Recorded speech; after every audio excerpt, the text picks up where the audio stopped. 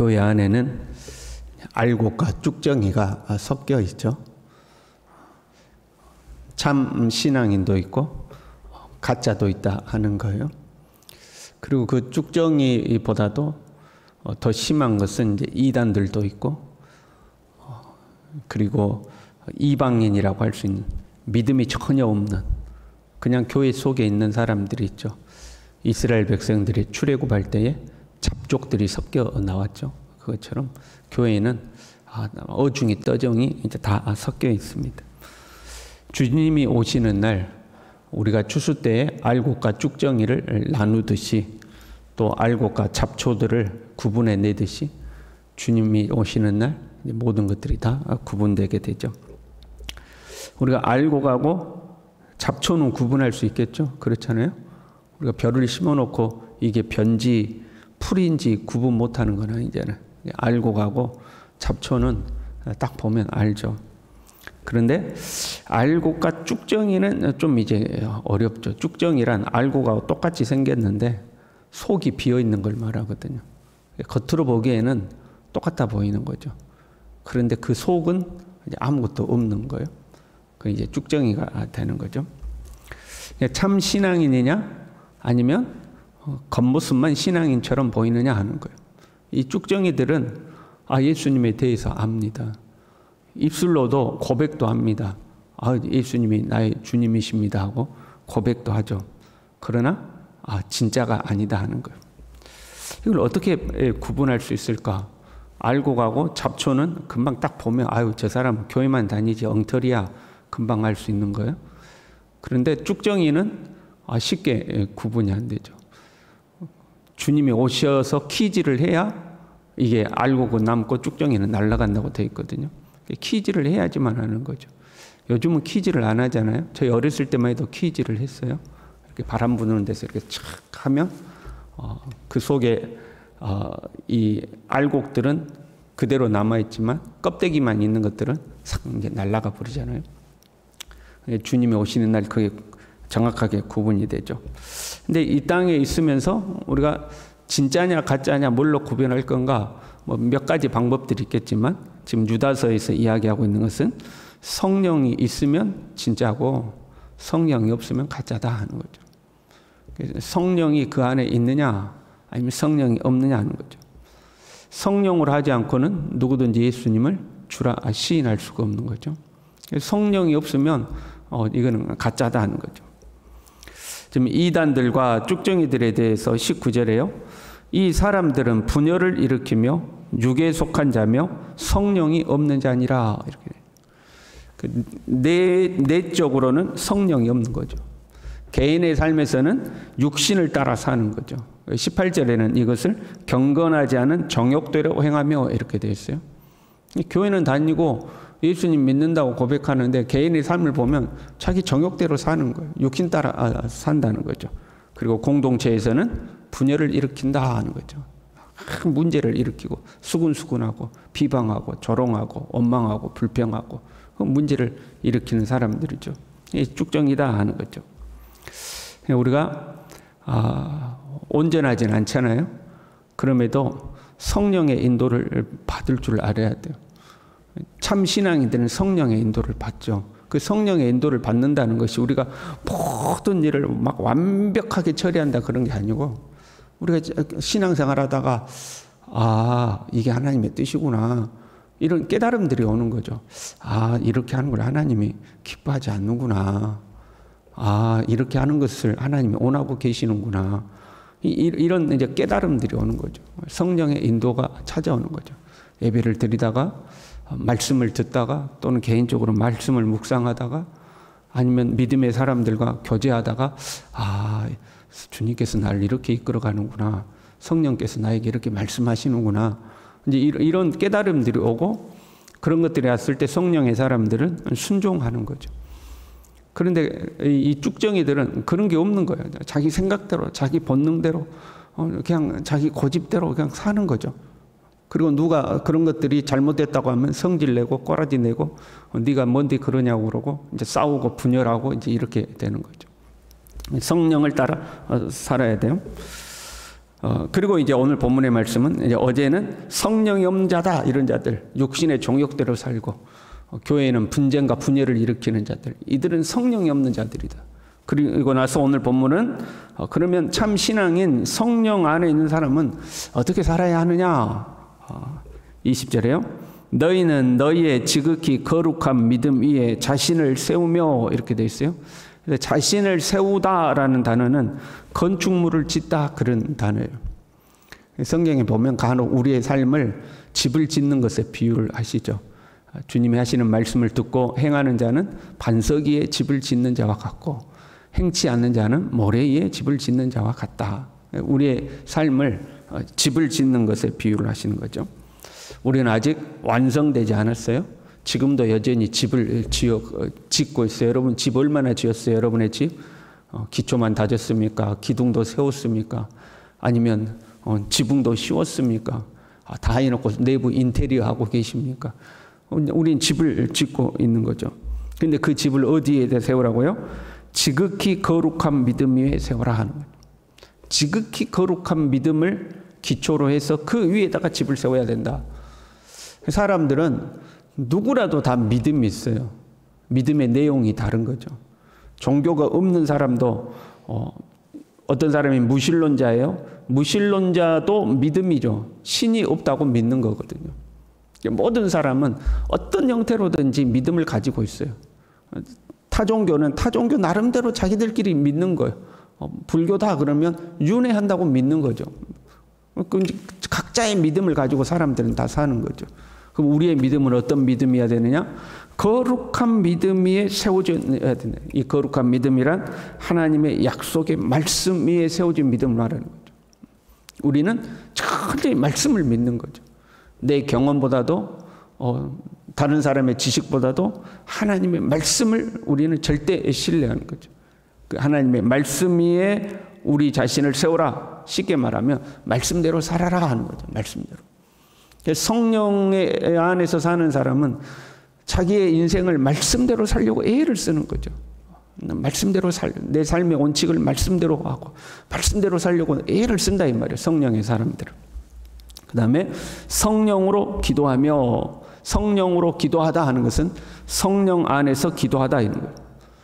이방인들도 기도를 하죠. 어느 종교든지 다 기도를 하잖아요. 종교가 있는 사람은 기도를 해요. 종교가 없는 사람도 그냥 기도하는 흉내를 내잖아요. 절에 가면 합장해서 고개를 숙이고 교회 와가지고 기도합시다 그러면 눈 감고 손이라도 모으고 있고 그렇잖아요.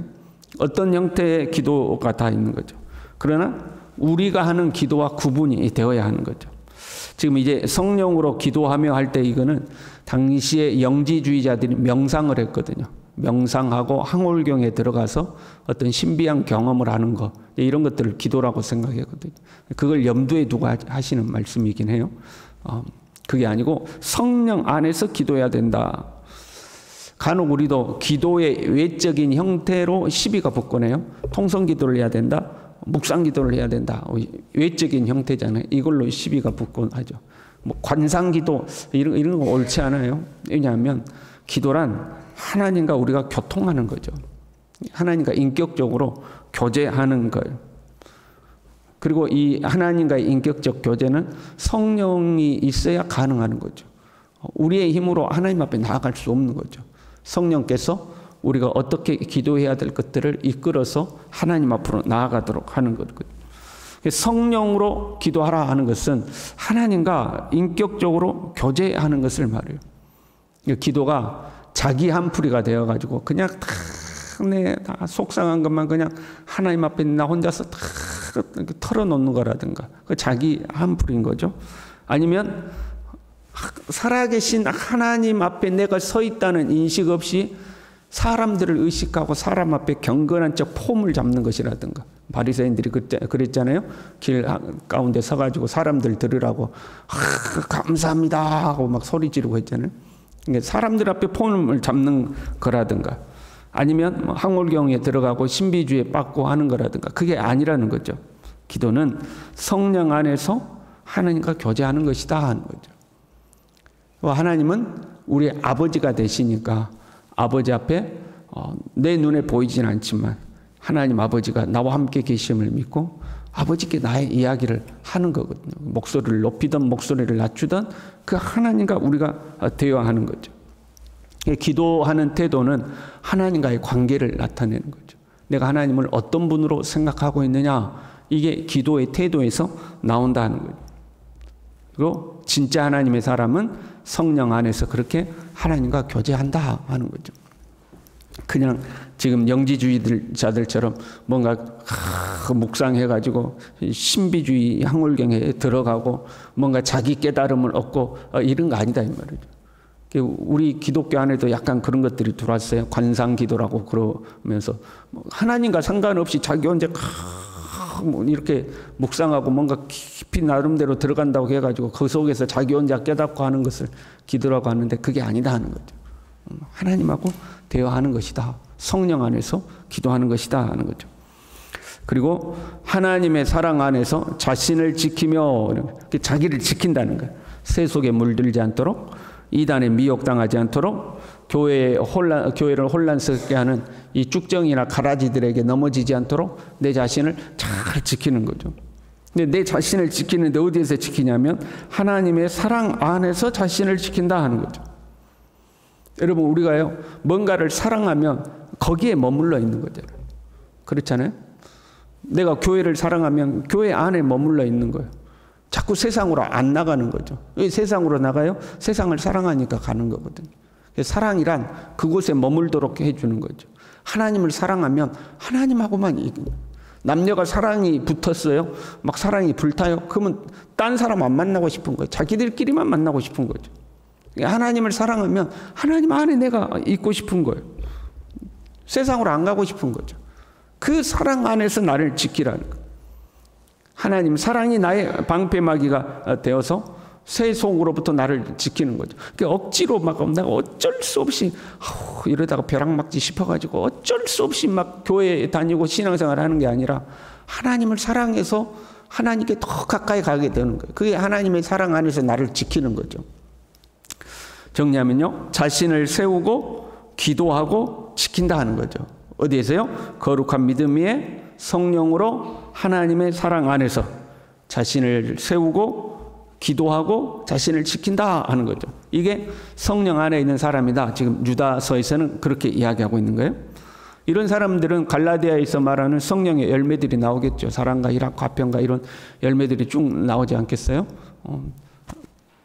거룩한 믿음에 내 자신을 세워나가고 성령 안에서 하나님과 교제하고 하나님의 사랑 안에서 내 자신을 거룩하게 지켜나가고 이게 참 신앙인이다, 알곡이다 하는 거죠.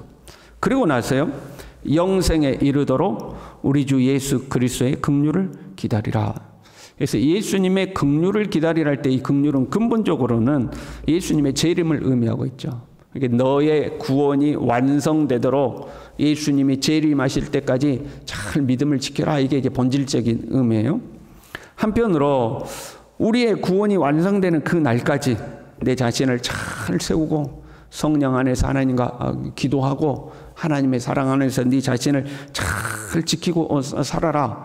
그럼에도 불구하고 너의 그런 의지와 노력으로 너를 지키는 것이 아니라 주님의 긍휼하심이 필요하다 하는 거예요. 그래서 24절에 이렇게 말씀해요.